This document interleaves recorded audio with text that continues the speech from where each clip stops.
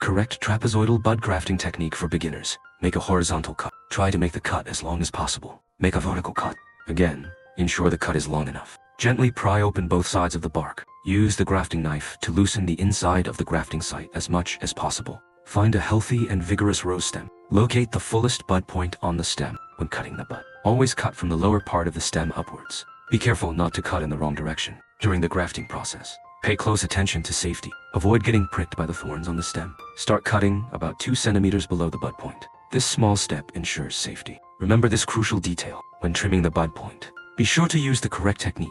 As you reach the back of the bud, peel off the bark. Keep this in mind in trapezoidal bud grafting. The bud should have a small tail at the back. The bud should not only be thin but also plump and properly shaped. If the bud is not neatly cut, it won't fit well during grafting, which can easily lead to failure. A strong and sturdy bud indicates high vitality. Such buds have a better chance of successful grafting. Now, watch as we begin inserting the scion. This well-prepared bud fits in effortlessly. Align it precisely with the rootstock stem. Make a horizontal cut. Trim off the tail using the grafting knife. When making a thin cut, the scion is easily sliced without pressure, causing no damage to the bud. However, when the scion is too thick, cutting takes longer, and excessive pressure can damage the bud, resulting in a lower survival rate. With this grafting technique, the bud is not too thick, and once it takes root, the branch is less likely to break in the wind. Since the rootstock and scion fit closely together, the survival rate naturally increases.